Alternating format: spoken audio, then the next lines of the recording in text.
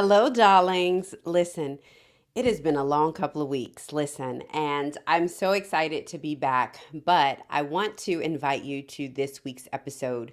We are talking about community trauma and resilience, and I don't want you to miss this show. So tune in, grab somebody you know, and invite them to the show.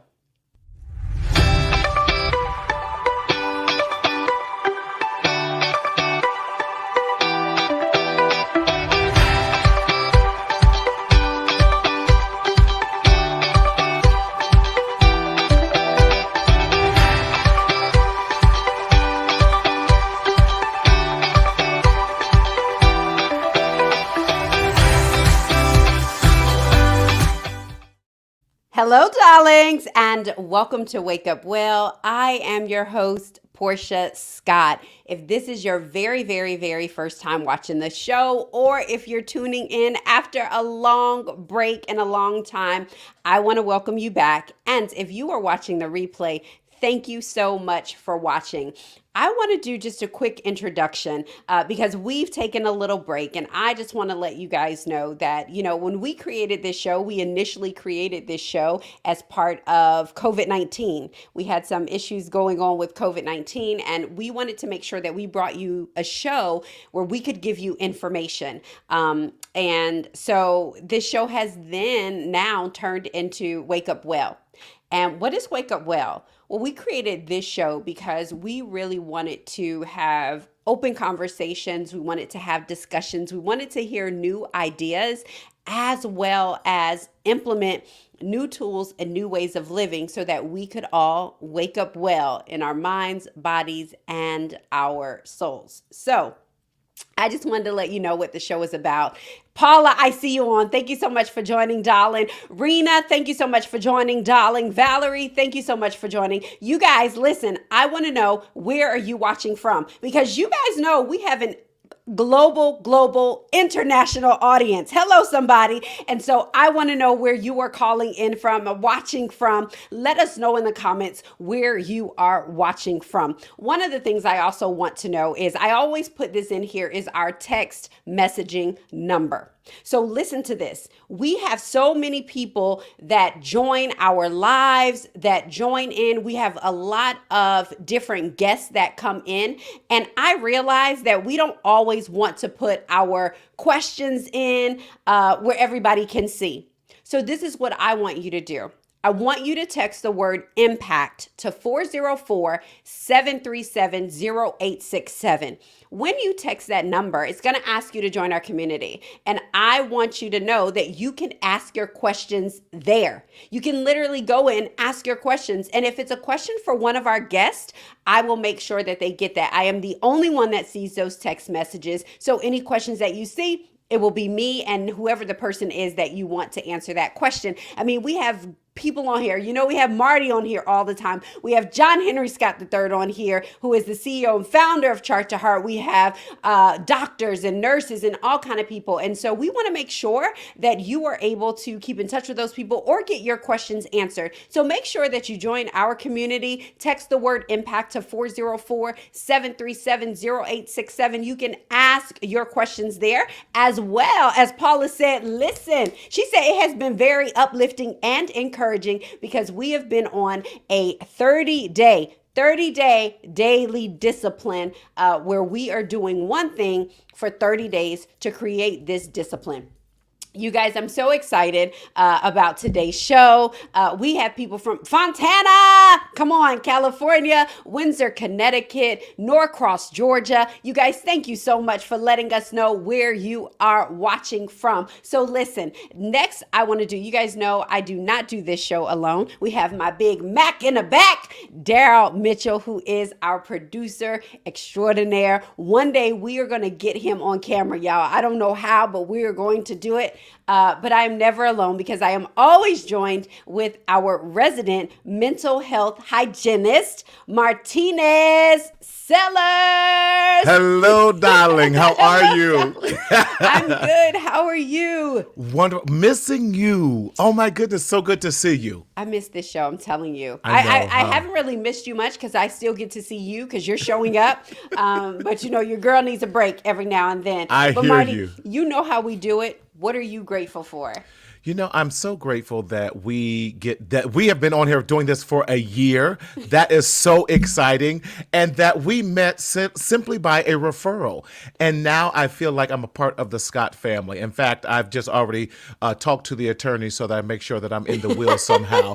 But grateful for you, grateful for John Henry Scott, you guys are so amazing. And thank you for showing the way in such a godly way during times when we all needed hope, help, and healing. So thank you. Oh, Marty, I love that. I cannot believe that we have been doing this for a Right. year, a year. Right. And so, Marty, listen, Marty and I want to tell you, we're going to say it now. We're going to say it at some point in the middle and at the end because Yes. we do not want you guys to miss this. Marty Hey, and I Paula. have something very, very, very, very special planned Yes. for the first Sunday in May. I believe that's May 2nd. Yes. Yes, May 2nd. So on May 2nd, you want to make sure, listen, Alexa, set an alarm for 7 p.m. May 2nd. That's what you want to do because you do not want to miss this show. We are Right. celebrating a year. Our year has already passed, but we have not been able to commemorate it. So Right. we are going to have a blast. And you guys do not want to miss They that don't want to miss show. it. They don't want to Marty, miss it. we have some surprises. We have I'm telling you surprises. guys, it's going to be amazing. Paula, get ready. Get ready, get ready, as Bishop T.D. Bishop Jakes. says. So you guys get ready. That's coming. I want to introduce our next guest. Listen, is none other than John Henry Scott III. He is the CEO and founder of Chart to Heart. He is also the lead pastor at Christ Culture Church. And first, he is married to me, and I've been married to him for 15 years. And I happen to think he's a smart guy and a handsome man, and I love him very dearly. But I wanted to bring him on this show. So, John Henry! That was a lot. Thank you. Hey, baby. Marty, Hey. everybody. How's everyone doing? I'm Hey, well. look. I'm super well. So, you know what we always ask? What are you grateful for? That would be me. I'm on the screen. There we go. I was sitting today and I was really thinking about my children actually just a second ago. And I'm really grateful for my children, all three of them, each at different stages, but being able to see them grow to my 24-year-old into a great young man. My 13-year-old, that's a teenager, very, very happy to see the young woman that she is. And also my 7-year-old. So I'm very grateful for my children. Our children are often a reflection of the lessons we've learned, whether we have mastered them or not. And so I'm very grateful for our kids today. Oh, I love that. I love that. You know what? It's so funny. It's just been one of those weeks, right? And I am so grateful. I say it all the time that I'm grateful that we've done a year in this show. Right. Because I'm telling you, there's times that I got on the show and I needed the show, right? Like, Right. I needed the show. Mm-hmm. And I'm telling you, the show has shown me that if you start and you keep starting every Right. single time, you keep going, that you will see those things that you saw, those dreams, those visions. I'm telling you right now on the screen, I don't see 8 people. I don't know about you, Marty, but I see 80,000 people. Yes. So I'm excited about the show. I'm excited to have a community and this community that continues to show up. You guys, I'm so excited. But I want to jump into today's show. I mean, I think it's so, so very important. And I cannot lie. This week, I kind of had my head in the sand this week and last week. And it was on purpose. So it wasn't like I had my head in the sand because, Marty, we've done this show for a year. Right. And we've been doing this show for a year. And we have had 3 of these particular shows, not just because we're trying to highlight the Black community, but we have had to have these shows because I have felt that I had to show up, that we had to show up, and Yes. that we had to offer an opportunity for a conversation, an opportunity to hopefully build a bridge and create a narrative for our non-Black sisters and brothers, and for people to understand the hurt. And this is my check-in to the community Yes. to say, how are you doing? Yes. Because it has been rough. And I have kept my head in the sand for the last couple of weeks because I just can't. I can't. And I will tell you that last week I was posting on Instagram, and we have someone that manages our Instagram. And so a lot of stuff goes out. It's just already going out. But in my stories, I do a lot of that. And I'm telling you, I kind of felt a little guilty because I didn't ask how anybody was doing. And it wasn't that I didn't care, but it was that I just couldn't. I could not. And I'm tired, like a lot of you all are, but I think it's important that we have these conversations. And I don't want to bring in a conversation that highlights, per se, the trauma. We've heard the stories. We won't talk about the stories in detail. I never show videos because I don't want to highlight that. But what I do know is that we all have to navigate our reality. We all have to go to Right. work. We got to go to school. We got to go to church. And we're going to church and we're going to school and we're doing all the things with this burden on us. And so I want to create a platform for you all to make sure that you ask your questions. And what we don't know, I'll get the answers for you. I'll find somebody. I'll bring Right. somebody on to answer the questions that we don't have, but also to give you a platform to say, I'm not okay, but to hopefully at the end, we can find some hope. We can find some resilience. We can Yes. pull from our ancestors who have gone through worse things than even this. And we're also going to talk a little bit about that generational, right, trauma.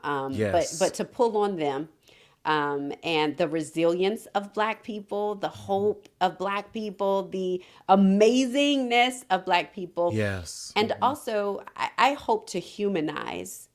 I think with this show, I say it all the time, is that I just want people to see Black people as human. Because when you start to see us as human, Right. then you have the ability to empathize. But you cannot empathize with someone or a people group that you do not count as human, or you count less than human, Yes.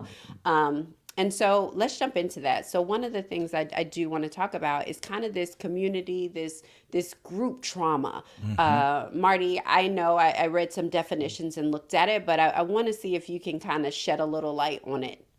Yeah, let me go here before we go there even. Yep. I want to recognize that one of the things I definitely heard you saying is you are able to recognize your emotional intelligence, your EI, knowing that you are at your brink, your capacity, so that you, even though it felt, and what I love for us to get away from is feeling guilty for when we are just at our capacity and you're like, I can't take another trauma right now.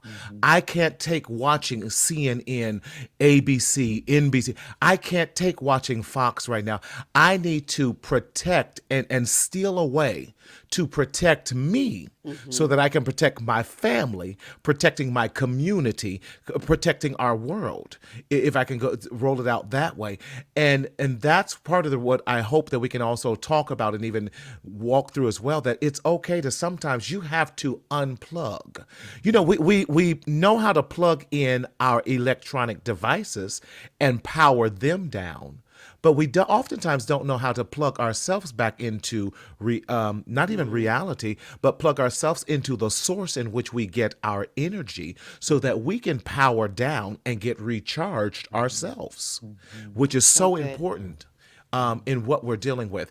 And so one of the things you're introducing that I want to kind of introduce to us too is this whole vicarious trauma that we're living. In other words, this passion and compassion fatigue that we're going through, when we're seeing that, when we're seeing these Brianna, when we're seeing George, when we're seeing so many others, seeing these 47 mass shootings, just like Paula said, we are feeling the fatigue of that because there, but by the grace of God, there go I. That could have been any one of us. And so it hits us harder, and it seems like it's never ending. And sometimes you go, when do I get a breath? Because we hear the voice of George Floyd saying, I can't breathe. And so often we feel that we can't either. So I'm glad that you said, listen, I'm not at a point where I can get the necessary oxygen to my brain so I can make the right decision for not only myself, but my loved ones around me. So that's what I believe we're definitely dealing with, this whole victimization of vicarious trauma and compassion fatigue. Yeah, I was thinking about this because when I was thinking about just this particular issue, I think it came up because I did eventually one night. I was like, I'm going to bed early. John Henry was gone. And I said, I'm going to bed early. And I ended up turning on CNN. And I will say there is something that drives me because it was like that with the George Floyd. Literally, Yes. I was just pasted to anything that was showing the riots and the protest. I'm going to say the protest. And it's because I get it. I get it. And I think that sometimes, and so in watching that, then you go to Twitter, right? Because obviously you go to Twitter when you want to find out what's really happening and what people are really saying. And although I don't like to hear it, I do want to read it because I want to see and understand what people are saying. And, the thing is there, I saw a lot of like, how is the whole Black community hurting? And I'm like, maybe it's me. Maybe it's just me. But I can't believe that somebody asked that question. But the fact is, honestly, I think they cannot understand it, right? Because again, we go back to this humanity factor, is that we don't really see you as that. What we see is he shouldn't have been out at 2 a.m. What we see is all of this, they should have been compliant. But when they are compliant, this still happens. And so Right. when I see, the men that have been shot over these last couple of weeks, I see my sons, I see Sure. my husband, Sure. I see my friends, Yes. I see my partners, my business partners, I see employees, I see everybody that looks like me. I see my friends who are mothers. And so it made me think about this, is that although we all grieve differently, right? We're all grieving this differently and to different extents. When it happens, it feels like it's our sons. It feels like it's our daughters. It feels It does. it feels so close, and it's like, and you carry that with you. You do. And Real quick, some of the referrals and even inquiries that I'm getting now are Black men who are feeling guilty that they don't know what to do. And how can I be a part of this movement to help, if I'm in California and this is happening in Minnesota, this is happening in Georgia, this is happening. So how can I voice my opinion and it be heard? And how can I also throw my fight in this as well? And feeling that guilty of I'm not in the immediate danger, but I want to also show my support. And a lot of times I'm helping men process through those emotions and thinking realistically, especially those who are in Fortune 500 and have these power positions, as John Henry, you understand. So I'm the regional vice president of this, but I also have my white colleagues that I still want to show that, but I still have to walk this fine line, and I feel guilty because maybe I don't know how to express it. So now I feel like I'm not supporting my own community, and I'm actually, by not saying anything, giving them permission to continue on. So there's so much that we're going through, that we're having to wade through so much, and even in looking at that, it's like, listen, get involved wherever you can. Maybe it's helping to write a petition. Maybe it's using your strength to get the message across. And so there's so much that so many people are processing. To a lot of times it's just overwhelming, and we don't know where to begin. Yeah. Absolutely. John Henry, I know you had something to say. Yeah, there were a couple, excuse me, baby. There were a couple thoughts that I was thinking. I went initially thinking about when you mentioned a few minutes ago about the comment with regards to, you mean to tell me all of the Black people are hurting? Yeah. Well, it's not that everybody is hurting, but everyone is affected, right? It is Right. almost as if we have become a people who must develop strategies to prevent paranoia, right? I Mm-hmm. call it paranoia prevention. I'll Mm-hmm. tell a quick story. I was driving earlier this week to see my best friend up in Tennessee, and I literally had anxiety just thinking about that. Right. I said, let me go get the car service to make sure that everything is good to go because I just want to drive straight from here to there. That's 4 hours because I was afraid that if something happened and I had to stop, I don't know what's going to happen to me Hmm. Right. on these American streets. It reminded me of when I was convoying in Iraq. We wanted to make sure I Mm. got from point A to point B because I Right. didn't know what would happen if there would be an ambush against my convoy if there was a breakdown. So Right. it produces this paranoia. Sure. I removed the air freshener from my car because Mm-hmm. I don't know if the state I was going to is illegal to have an air freshener. So Right. I removed that. I Right. was good and thirsty, but I didn't drink water because if I drank water and I had to go to the restroom, I wasn't Right. certain if I would be welcome there. Mm-hmm. So it is not necessarily that we are hurting because of this situation alone, but there's Mm-hmm. a trend. There is this constant reminder when we see incidents like this happen that you are not. I mean, we're created equal in the sight of God, but we are not Right. treated equal systemically. And so I Right. think that that's why a lot of folks are frustrated when you can't go to a church and pray, right, without someone coming in and killing 9 people at the Mother Emmanuel AME Church, and to see the murderer given the benefit of his humanity and taken Right. to Burger King, where there is a young kid who can go in Kenosha, Wisconsin, with Mm-hmm. the assault rifle and kill people and be Mm-hmm. given the benefit of Mm-hmm. his humanity, where there is a Mm-hmm. young man who can go in Colorado and who can murder people in a movie theater and be given the benefit of humanity. However, Mm-hmm. there is a young man driving with an air freshener and he loses his life. Mm-hmm. There is a man who is allegedly selling loose cigarettes and he Mm-hmm. loses his life. So the contradiction is very clear. And Right. so when you have people like us, right? Black Mm-hmm. people, especially black men, Mm-hmm. we're looking at this very clear contrast. And we are it's almost like, man, I've got to not become paranoid, but how do I do that when the Mm-hmm. benefit of my humanity is marginally acknowledged at best? So that's Yeah. what I was thinking about when Hmm. you all were talking about that. I think that Yeah. helps to bring some color and some context to why Most there definitely. is a people group who's concerned. Right. Yeah. Absolutely. I Yeah. think you're right. It goes back to all of that.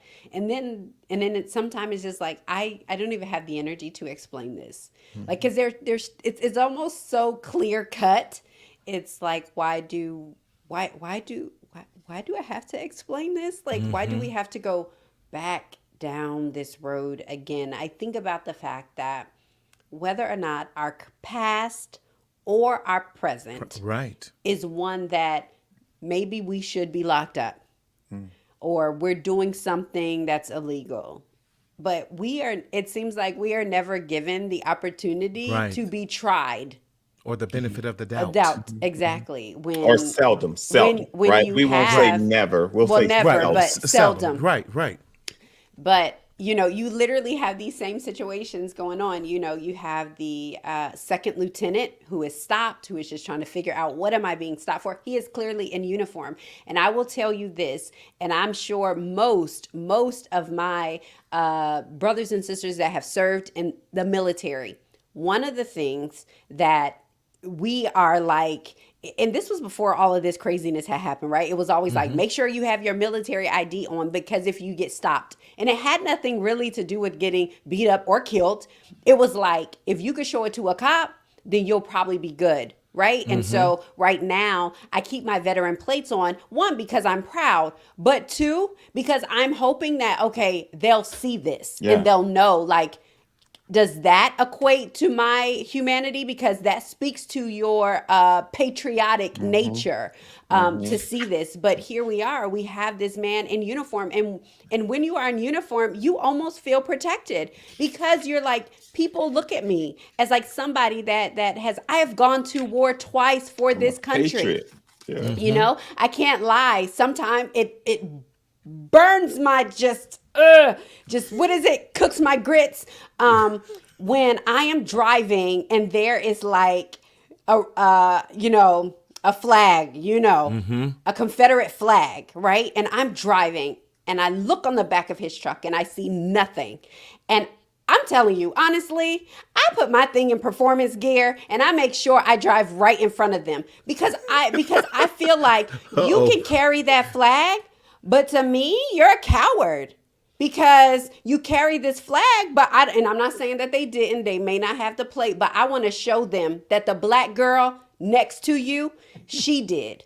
She Right. went to war twice, almost losing my life, and seeing all the non-white, and let's just say black people that serve this country. So you have this serviceman that's just trying to figure out, what did he do?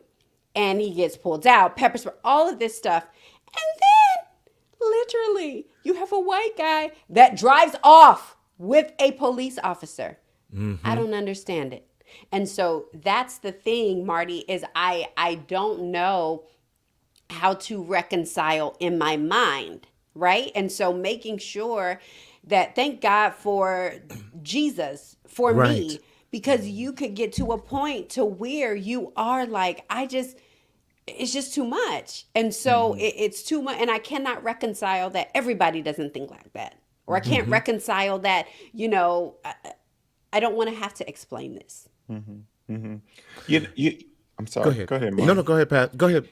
Yeah, you know what I was sitting and I was thinking, I was going to show. I agree. We have our veterans plate. I've hitting that, right? But can you see my driver's license? That's me smiling, and I smile intentionally on my driver's license, because in my mind, that's yet another point that when they see my license, maybe something will click in their mind to say, he's a nice guy. He's a Right. different Oh, that's guy. good. And so I am always thinking about Liv. That's the thing, right? Like, I'm always thinking about Liv. And so we take Yes. those steps to really just do the best thing that we possibly can in order to present ourselves as human, Yeah. with the hopes that if we present ourselves as human, like, yo, I'm human just like you, then the decency that accompanies humanity will be reciprocated, right? So that's the first thing. But I've been thinking lately about our exhaustion in terms of just being tired of Yes. explaining ourselves. And I know that we're tired, and but I wonder, and maybe I'll throw this out to the team here and even the audience, is what would happen if we stop explaining, right?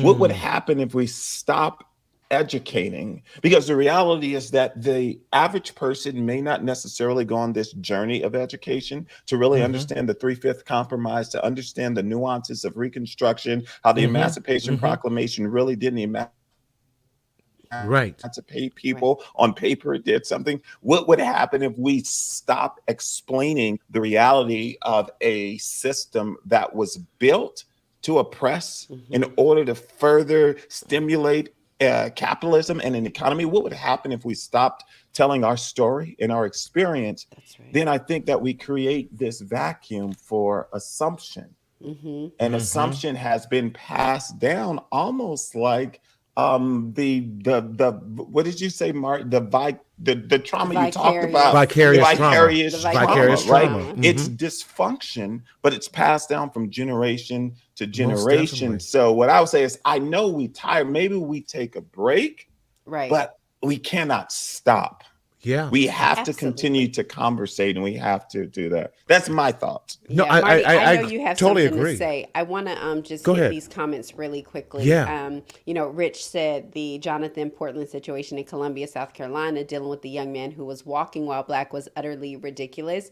It absolutely was. And when he brought that up, and John, as you were talking, I'm just going to ask the audience too, because I know our audience is primarily black, African American. And so just want to know, what are some of the precautions that you all take? Let us know in the comments, before you get in your car, Right. or even if you're not even the precautions, the things that you think about, the things that you tell your children how to be safe or to be as safe as they can, because it is ridiculous. He literally is walking in his neighborhood and there's an issue. And I'm sorry, if I'm walking in a neighborhood where I pay this mortgage, I mean, I'm not going to be like, hey, dude, I'd be Right. like, listen, Right. I pay the mortgage and the homeowners association. Your grass probably ain't even cut anyway, but that's a different story. That's a different story.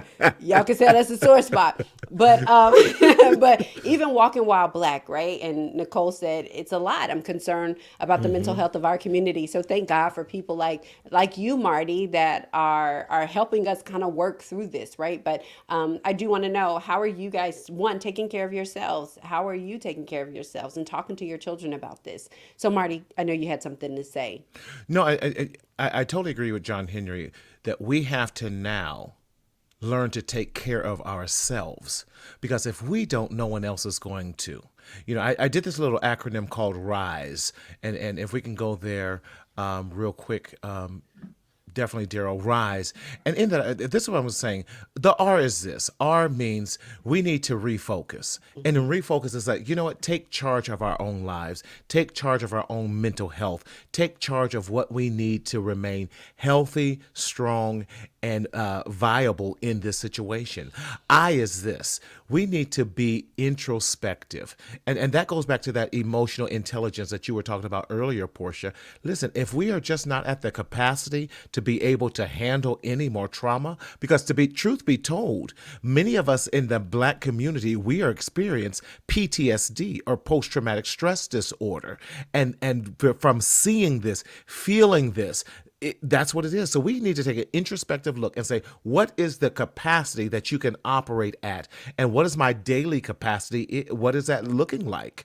The S is this. We have to take some self-care. In other words, take care of yourself. Make sure you are doing all the necessary things. Self-care can include, what is the safety plan in case I get pulled over? What am I going to do? Listen, we travel in 2s and 3s, just like in the Jim Crow days and all of that. Maybe we have to go back to that. We have a safety plan that happens. I have one in my house. My son knows, listen, if you're going to be out past 10 o'clock, I need to know where you're at. You need to let me know. And he's 23. And then finally, E. With that, we need to learn at that point, exhale.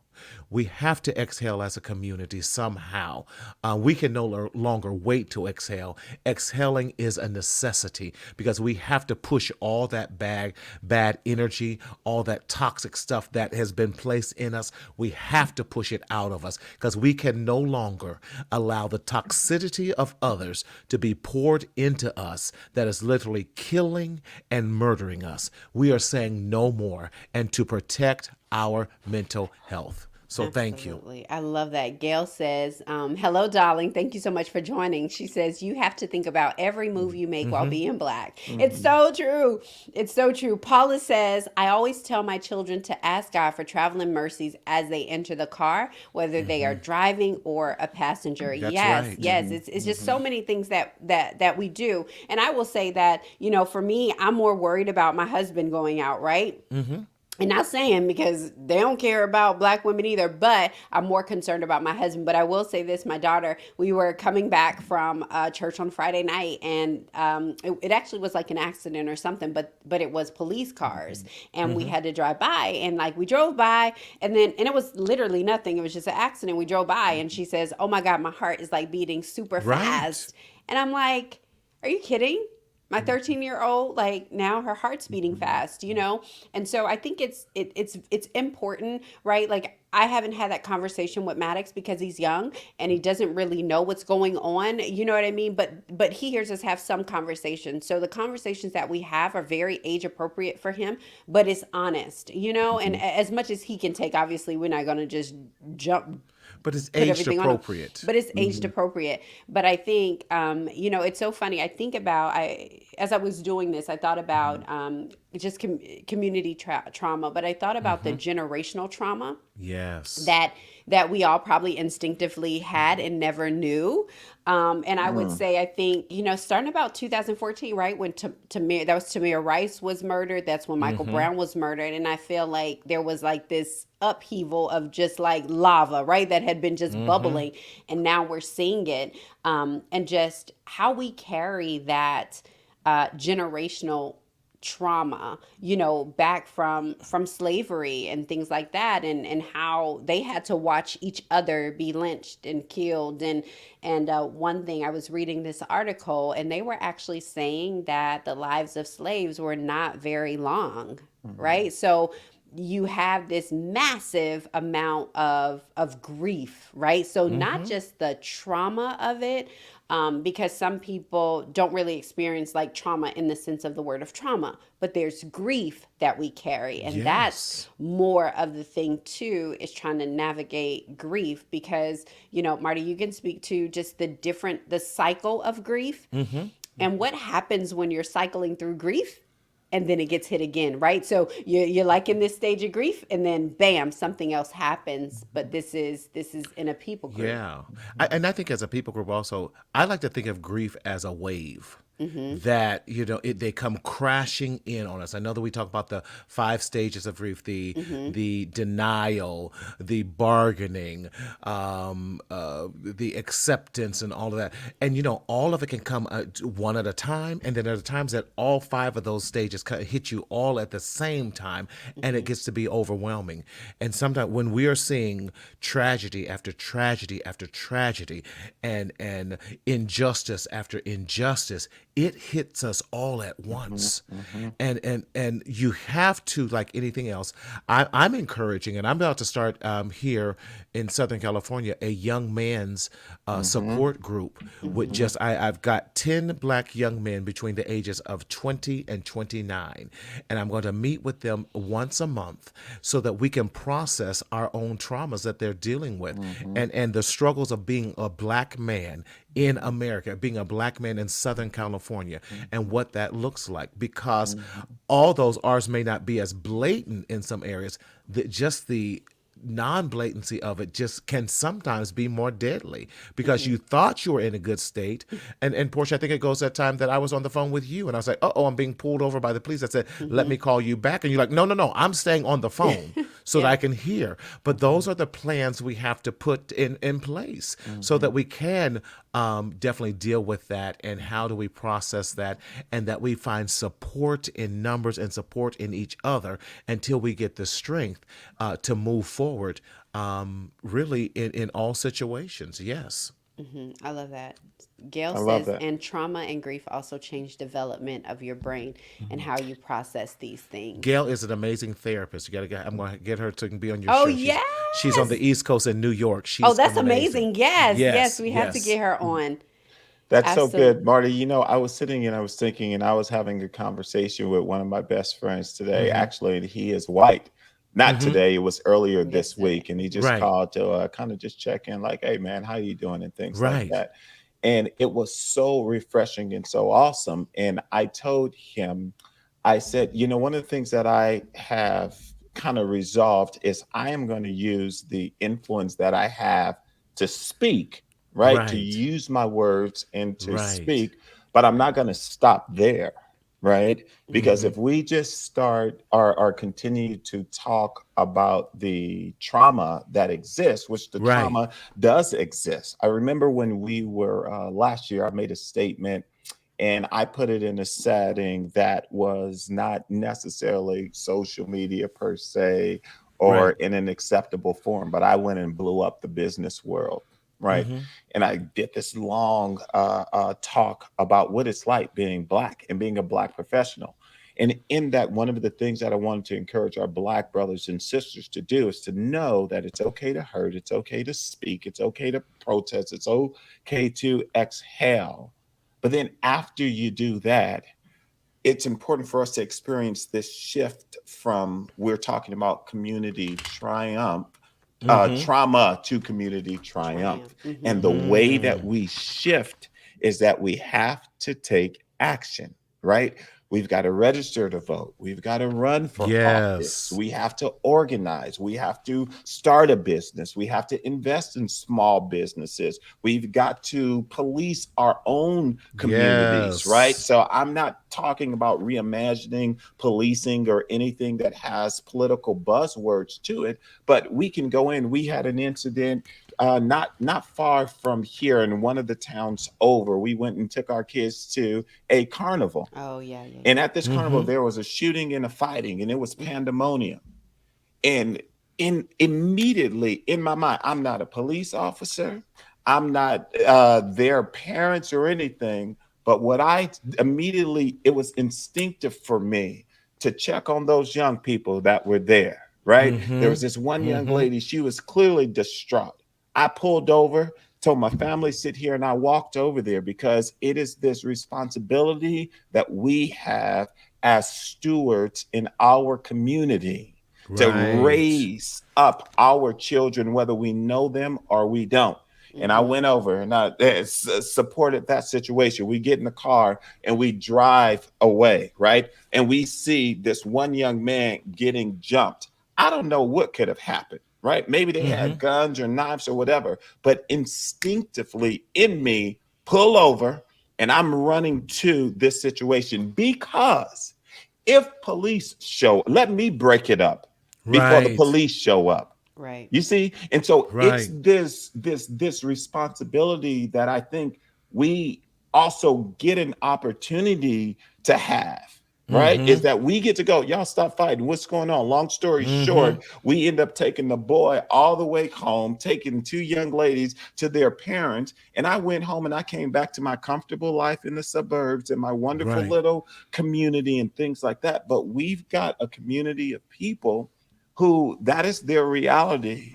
And I think that Yes. we can feel the pain, but what are we going to do Hmm. about it? And so when you were talking about meeting with these young men, that's the action that it requires. What's the Yeah. Mm. steps that we can take within Right. our community to Right. understand the pain, to bring the solutions? Yes. We have skills, we have resources, we can Yes. do our own tutoring, and it's not That's just right. limited to the social justice thing, right? There's some Mhm. things we're going to do this summer I'm so jazzed about. I'm going to do a business boutique because I want our kids to start thinking about business. That's I want you right. to know what a business plan looks like. I want you to know about EBITDA and ROI. I want you to have this advantage. I want you to understand value creation and things. So let's take the skills that we have and let's invest. I just caution that we protest and let's do everything we got to do, but let's build. We can walk and chew gum at the same time Yes. because Hmm. I believe that that's how we're going to be able to experience this shift Hmm. from just grieving over the trauma. I am not saying don't grieve, but I am saying that let's grieve and let's plan and let's Yeah. take some action. And I I love it think we because all have our place, right? Like mhm, we we all have do. our place. So you have people over here who are organizing marches and doing those things. And then you have Marty over here who is taking our young boys and our men and working with them so that they are mentally healthy, right? So that they Yes. can move forward past not just this trauma, but the other Hmm. traumas in their Hmm. lives And that we're preparing them for future That's things right. that's going to absolutely. happen. Absolutely. And then you have people over here who are able to give voice, right, to the voiceless or tell these stories, be able to talk about these stories. And then over here, building businesses and teaching them how to build businesses and how to code and just being a figure and somebody caring about them, right? Like, I ain't gonna lie, when he was like, I'm about to jump out, I was like, what? And there was this toss up between whether we call the police or not, because I call the But what if police. we Now don't? I no, What if I'm just we don't saying. run to the pain? That's No, the I'm thing. just yes, No, you're but right, I'm baby. saying, I agree but with you. I'm being honest that I had a moment where it Right. was like, okay, this is a lot. That's number one. But oh my goodness, life! I tell you, it's life. But that's why I say we all have our place and to Yeah. do Right. our thing, right? So I have the amazing opportunity. I say this all the time. I'm a safe black. But I realize that. But I understand that that allows me to build bridges. That allows me to be able to have white friends and colleagues, and also be able to talk to organizations where the boards are minority white and all these things, because it's a voice that they can listen to. So whether or not I like it, it is what it is. And so for me, I get the opportunity to go in and say, this program is great, but maybe we don't say this. This is great, but let's look at it this way, because it can, this can be offensive. So let's not do that. So you are right, John, here, and I agree with you that all of us have our places to play our individual parts. There's a lady on Instagram, and I follow her. Her name is Glow Graphics, but her name is Glow Atomo, I think, or something. But literally, if you search Glow Graphics, she does these carousels. And she has created this community of blacks, well, I mean, all kind of people, but really talking about allyship, really talking about why we capitalize black and don't capitalize white, why it's not Right. okay to touch. I mean, all of these subjects. And so she's doing her part. So I think that is important that Jahir, you bring that up so that we can begin to build and find out what your part is, right? Because I think it's hard for us if we're all trying to say, okay, well, I need to create an organization that helps young girls, and I need to do a business boot camp pop up, and I need to go and I need to feed this person, and then I need to go and I need to have, organize. And so I think it's important that we understand that we all have each joint supply it, Yeah. right? So Yeah. if we're all doing our part in that. I was sitting and thinking, I think that's so good. First, safe black. Safe black, baby. You want to explain what safe black is? Because we may know that, but our viewers, Yes. safe So black. when I say safe black, it means that when they look at me or they have conversations with me, they feel like I'm safe. Like they know I'm black, but it's almost like, oh, you're a nicer black. You're a different black than what we see, right? So it is not this stereotypical black woman that they see, but they feel like, oh, you're almost kind of one of us, right? And so they feel a particular comfort with me. That's safe black. Yeah, yeah, no, that's good. I love that. I want to just, if you don't mind, take about 2 minutes to have this discussion, because I wonder if safe black. I'm safe black, Hmm. right? Yes, we know. I'm totally safe black. Hence my use of the word totally, right? Is that the Southern California coming out of you? Right, Totally right. Southern But it's California. but Totally. he flips from crip to totally, so you gotta catch it on but- the But my we know how to crib is- mask that. right, right, but, right. but my crib isn't believable, right? But I wonder how many of our safe blacks feel comfortable, right? It's like running to the dysfunction, running to the trauma. being part of the solution, because has the culture taught us is Mm-hmm. that you become something so you can detach yourself From it. from that That's ghetto, good. from that hood, from this. And so has culture created this mindset, well, I got my house up in the burbs and my family and my kids are going to private school and I make this and I drive this and things like that. Are we perhaps, you know, Mm. I mean, I think it. missing out on an opportunity Mm-hmm. to help shift the narrative? Now, I will assess the situation. And if there is the possibility that my input may not be impactful, then I will say this. Where I think that you have it, you have, both of you have military background, and so you know how to make some snap decisions with that. That's just instinctuous in you that say, I think I can really make a difference in here, because let me just defuse this. There have been situations that I have jumped in that I have diffused. Then there's other situations like, this is above my pay grade. Fair, That fair, I'm gonna That's fair. pull back on this one, but That's I'll do fair. what I can. fair. Can y'all find a popo, or can y'all call the Right. pastor that's in the area Right. to Right. come Yes, and Right. help them out? You're right. You know, yes, yes, yes. so I think a That's it. lot of times we will assess it and then determine if we're I going to didn't be think safe or about. not. That's so So funny. I good. didn't think about that. So even when the situation had happened, so when they were shooting, we were there. Literally, we had just walked away in minutes. So we had Maddox, my daughter, and another one of her friends.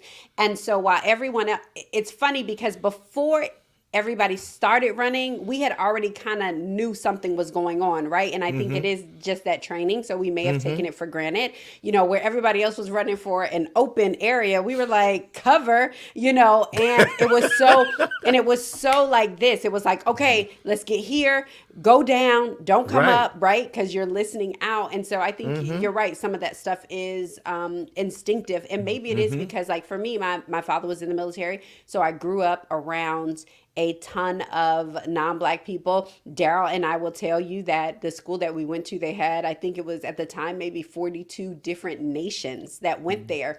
So being around people also, maybe it allowed me too to be able to not just code switch, but be able to talk to people from different areas, Right. and so Right. maybe that makes me safe black. But what I use it for and have always used it for, because I remember, I can't remember who it was, um, but I remember there had been a shooting. I actually had to go and I had to travel, and I was with my white coworkers, and somehow the conversation came up.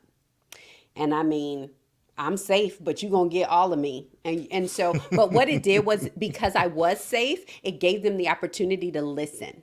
Right? Right. Because now they're like, okay, well, I eat with you. We've traveled before. Like, are you serious? Like, you're hurting. This is what this is to you? Yes. This is what this is to me. I can't speak to every black person, but what I can tell you is this is wrong. If you take this situation, let's look at it outside of just black.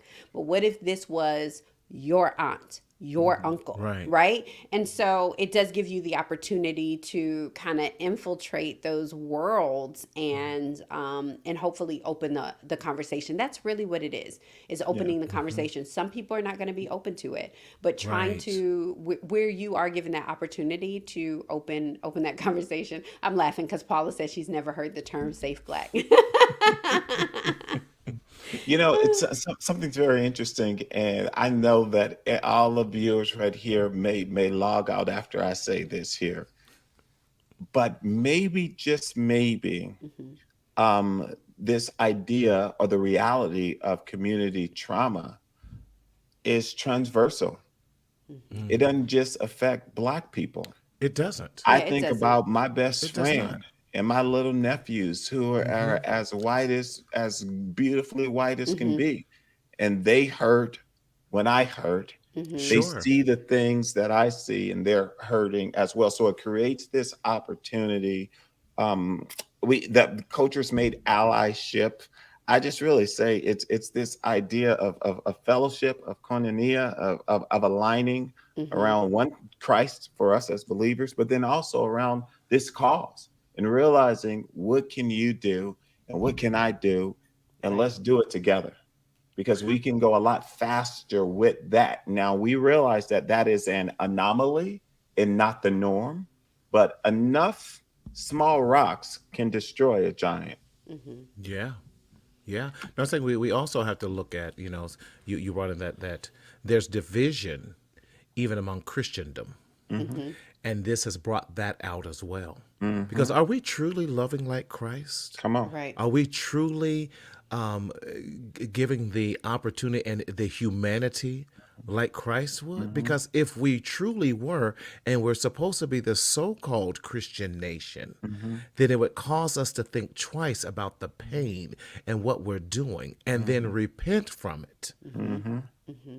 Um, That's and so and that's true. such a and so I was glad when my dear white colleague that I went to school with in Ohio, growing up in Ohio, who is now a pastor in Pennsylvania, called me and said, "I needed to find out how you are doing, That's right. and what can I do as a pastor Hmm. differently to Hmm. educate? Because have you always felt this way?" I said, "Yes." He goes, "But I didn't know." I said, "You're right. You would not have known when we were in middle school and high school because that was not your testimony. That was Right. not your story. That was not even your vision.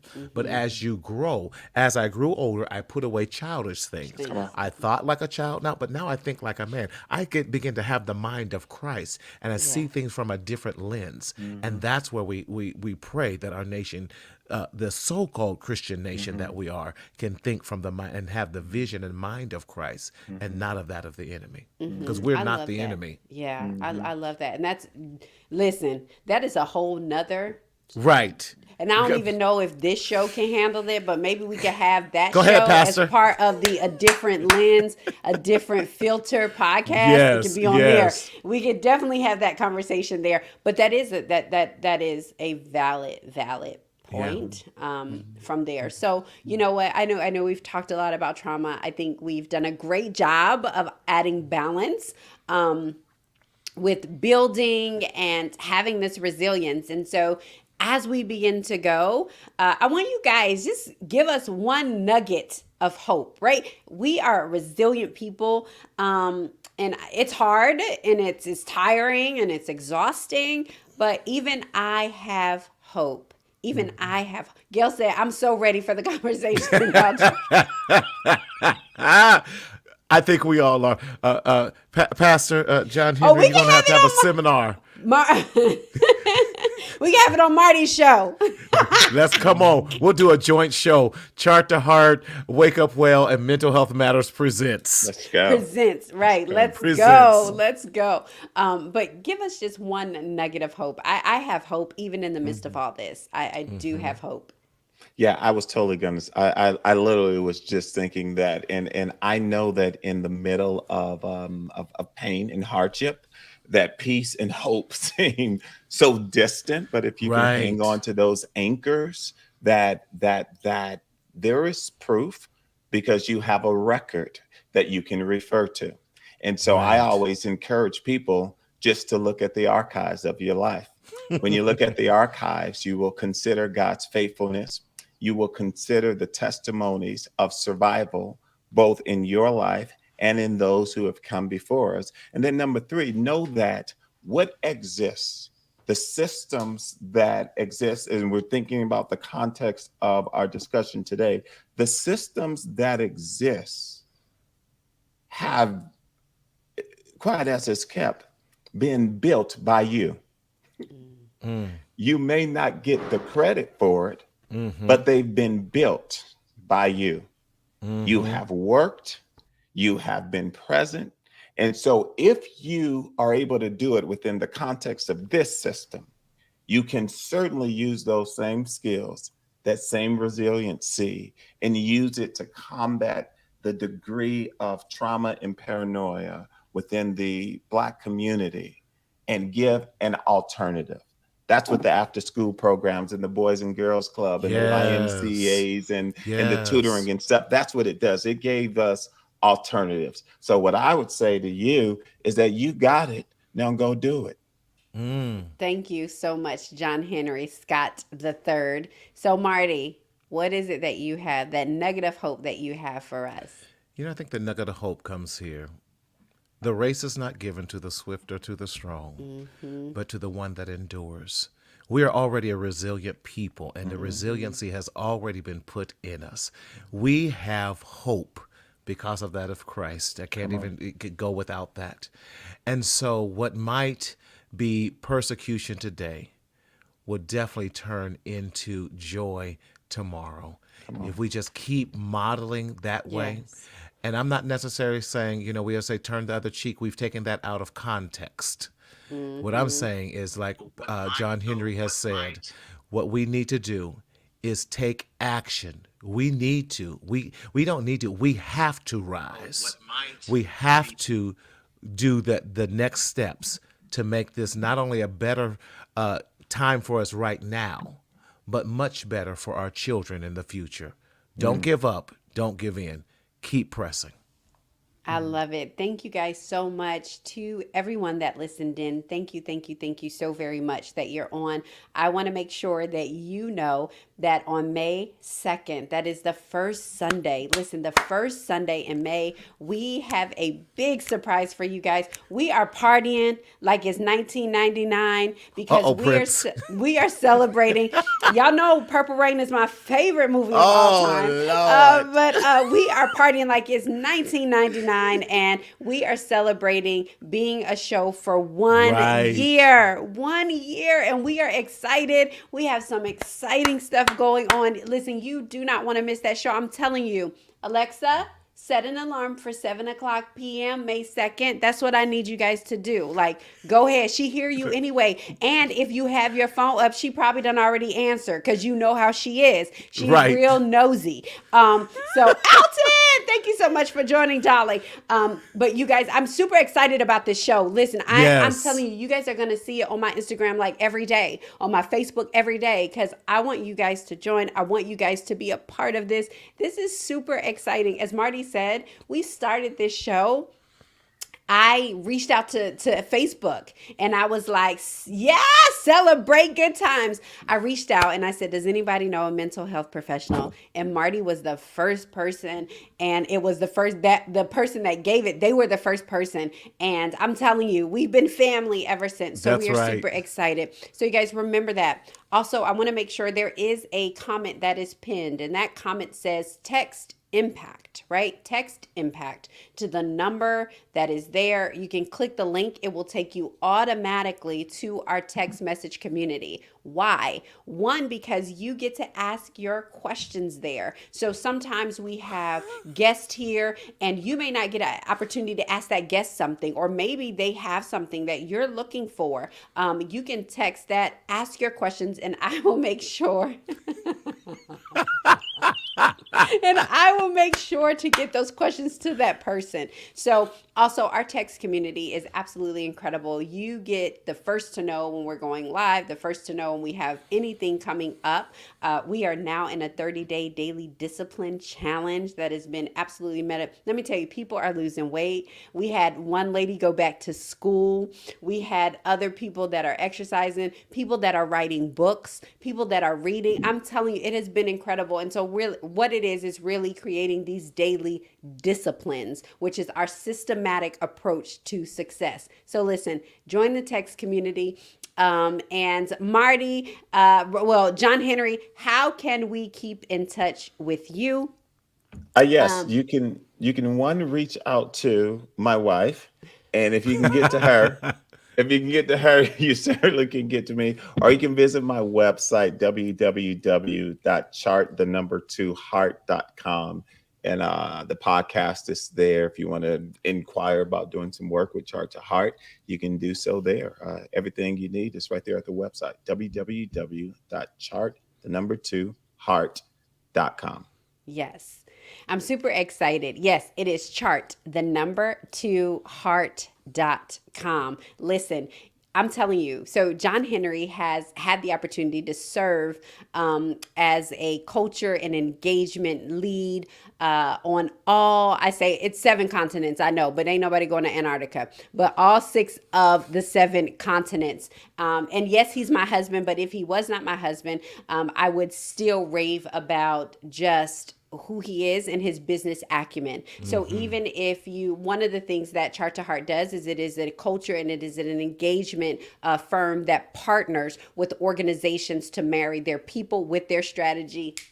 Let me tell you something. You want partners that can say your vision. Good, Come baby. on. And so what he does is, he partners with organizations and he closes that gap between their people and their strategy. Beautiful. And so make sure if you're even thinking about a business, if you have a business and you don't really understand how to do strategy, I'm not talking about all this just marketing and online and all that stuff. I am talking about true business fundamentals, the way that Coke, the way that Dell, Apple, Logitech, StreamYard, Facebook, Come how they on. interact. They make you think that all they do is get on social media, but business is more than that. So get the business foundations, the strategy that you need. Let me tell you, I am ready for liftoff.